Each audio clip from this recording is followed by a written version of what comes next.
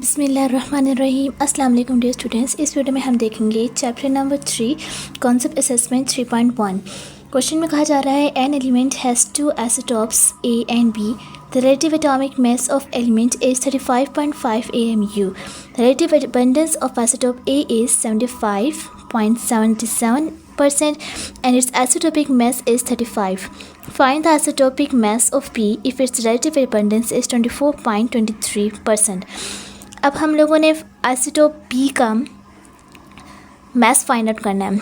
Let's see, देखते हैं कैसे फाइंड आउट करते हैं। आंसर में है let isotopic mass of isotope B represented as M B.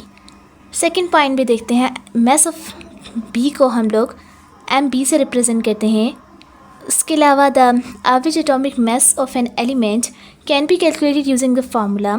अब एक फार्मूला यूज़ करेंगे यहाँ पर हमें, तो कुछ इस तरह से है। Average atomic mass equals to abundance of A multiply by mass of A plus abundance of B multiply by mass of B. Substituting the values we have 35.5। अब हम लोग इस फार्मूले के अंदर जो हमें क्वेश्चन में वैल्यूज़ गिवन है वो सारी ऐड कर देंगे। अब एटॉमिक मास जो है हमारे पास 35.5 है। अबंडेंस ऑफ ए है 0.77। अब यहाँ पर हमें 75.77 क्वेश्चन में हमें अबंडेंस ऑफ ए 75.77% गिवन है। इसका परसेंटेज को ख़त्म करने के लिए हम लोग 75 इस वैल्यू को डिवाइड कर देंगे 100 से। सो हमारे पास आ जाएगी 0.7577 इंटू 35 प्लस 0.2423 इंटू MB। अब ये हमें फाइंड आउट करना है। सो 35, अब इसको हम लोग सारा सॉल्व करेंगे। 35.5 equals to, first of all इसको मल्टीप्लाई किया कैलकुलेटर पर तो हमारा आंसर आया 26.52 प्लस 0.2423 इंटू MB। अब 35.5 यहाँ पर ये वैल्यू इसके साथ प्लस हो रही थी, तो इस तरफ जब गई है लेफ़्ट साइड पर तो ये माइनस हुई 35.5 के साथ। सो आंसर आया, इसको माइनस किया तो 8.98 और कैलकुलेटर पर सॉल्व करें, यहाँ पर ये वैल्यू जाके डिवाइड हो जाएगी। MB equals to 8.98 divide by 0.242 MB आ जाएगा। Mass of B equals to 37.09। So यहाँ पर मास ऑफ B हमने कैलकुलेट कर लिया है। नेक्स्ट कॉन्सेप्ट असेसमेंट 3.2 में कहा जा रहा है question describe the formation of cations for the following metal items. Part A is lithium, atomic number is 3. अब electronic configuration of lithium is 1s² 2s1.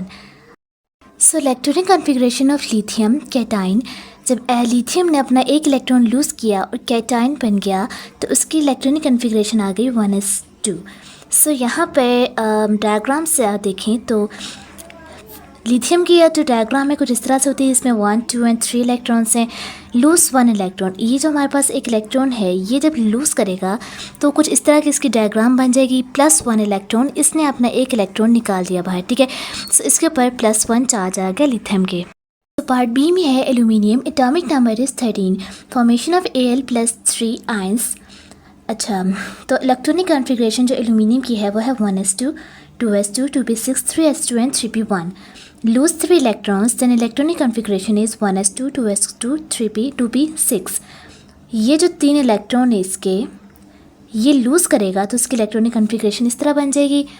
अब अगर इसकी डायग्राम देखें तो इसके पास आउटर मोस्ट शेल में 1, 2 एंड 3 इलेक्ट्रॉन्स हैं। अब लूज़ 3 इलेक्ट्रॉन्स, जब इसने 3 इलेक्ट्रॉन्स लूज़ कर दिए तो इसकी डायग्राम कुछ इस तरह से बन गई।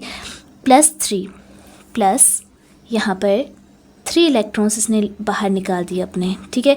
जब 3 इलेक्ट्रॉन्स ने बाहर निकाल दिए तो उसकी डायग्राम इस तरह से बन गई और Al के ऊपर +3 चार्ज आ गया।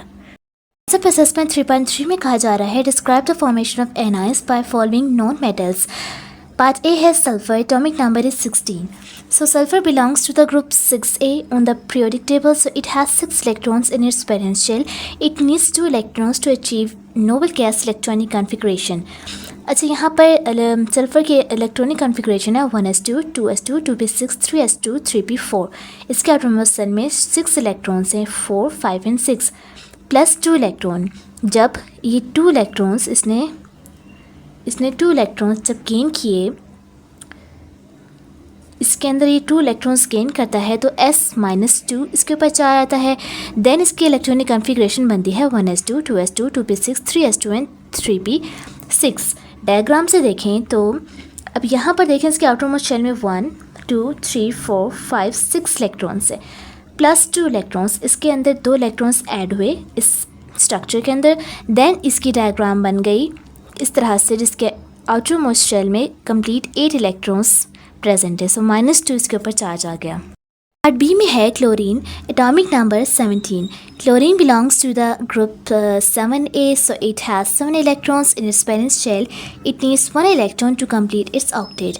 अब इसकी electronic configuration 1s2, 2s2, 2p6, 3s2, 3p5 है प्लस 1 इलेक्ट्रॉन। जब इस इलेक्ट्रॉनिक कॉन्फ़िगरेशन के अंदर 1 इलेक्ट्रॉन ऐड हो जाएगा तो इसके ऊपर Cl- चार्ज आएगा। देन इसकी इलेक्ट्रॉनिक कॉन्फ़िगरेशन कुछ इस तरह से बन जाएगी कि इसका ऑक्टेट में कंप्लीट 8 इलेक्ट्रॉन्स आ जाएंगे। सो इसकी डायग्राम कुछ इस तरह से है कि पहले इस तरह इसके पास 7 इलेक्ट्रॉन्स हैं प्लस 1 इलेक्ट्रॉन। इसने 1 इलेक्ट्रॉन गेन किया तो इसका कंप्लीट 8 इलेक्ट्रॉन्स इसके पास हो गए। सो इसका ऑक्टेट में 1, 2, 3, 4, 5, 6, 7, 8 इलेक्ट्रॉन्स कंप्लीट हो जाते हैं और ये डायग्राम कंप्लीट हो जाती है। ठीक है। सो जब हम एनाइन बनाते हैं, एनाइन की डायग्राम बनाते हैं तो एरो से पहले +1 यानी कि इस डायग्राम के बाद +1 इलेक्ट्रॉन। इसका मतलब है कि जाहिर सी बात है, इजी सी कोई मुश्किल बात है भी नहीं इसमें कि क्लोरीन की डायग्राम +1 इलेक्ट्रॉन की 1 इलेक्ट्रॉन इसके अंदर ऐड हो रहा है। और इससे पहले जो कैटायन्स की हमने डायग्राम देखी थी तो उसके अंदर एरो के बाद वाली डायग्राम में यहाँ पे प्लस आता था, +1 इलेक्ट्रॉन 2 इलेक्ट्रॉन। तो इसका मतलब कि ये 1 इलेक्ट्रॉन 2 इलेक्ट्रॉन लूज़ कर रहा है। ठीक है। सो ये थी आज की हमारी वीडियो। अगर आपने कुछ भी सीखा हो तो चैनल को सब्सक्राइब एंड लाइक ज़रूर कर दीजिएगा। मिलते हैं नेक्स्ट वीडियो में। अल्लाह हाफिज़।